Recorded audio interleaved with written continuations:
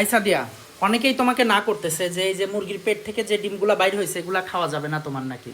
আমি তো ওইটাই জানি যে খাওয়া যায় না, আমার মা দাদি তাই বলতো, আমাকে কখনো খেতে দিত না। বাট আপুরা আন্টিরা যারা আছেন অবশ্যই কমেন্ট করে জানান এই ডিমটা কি আমার খাওয়া যাবে। কিন্তু দেখে আমার খেতে ইচ্ছা করছে, অনেক লোভনীয় হয় এটা রান্না করার পরে। শুধু এটা না, মুরগির আরেকটা ডিম বের হয়েছে পেট থেকে, আমি এখানে রেখে দিছি ধুয়ে। এটাও কিন্তু পেট থেকে বের হয়েছে, এটাও কি খাওয়া যাবে আমার? বা এটা কোনো হাদিসে আছে কিনা মানে যে খাওয়া যাবে না, কোনো সমস্যা হবে কিনা? যদি হয় হ্যাঁ এটাই আপনারা প্লিজ কমেন্ট করে জানাবেন। আর কি রান্না করবে এখন? এগুলাই এখন রান্না করবো, যে কক মুরগিটা রান্না করব। হ্যাঁ, আর মাছটা সবগুলো ফ্রিজে রেখে দিছি, দুপুর হয়ে গেছে তাই এটাই আগে রান্না করে। এদিকে ডাল ভিজাই রাখছি ব্লেন্ডার করে, মানে পেঁয়াজ দিয়ে পেঁয়াজও ভাজবো ডালে। ও আচ্ছা আচ্ছা।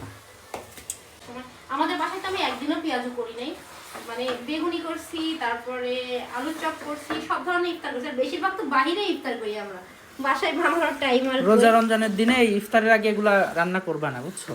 কেন? তোমার হাতে রান্নার যে কালার আর যে ঘ্রাণ, মানে অবস্থা খারাপ হয়ে যায়। দেখো এখন কত সুন্দর লোভনীয় কালার আসছে না। আমি বলছি তো মাশাআল্লাহ। তোমার হাতে রান্না একদম পুরা পারফেক্ট।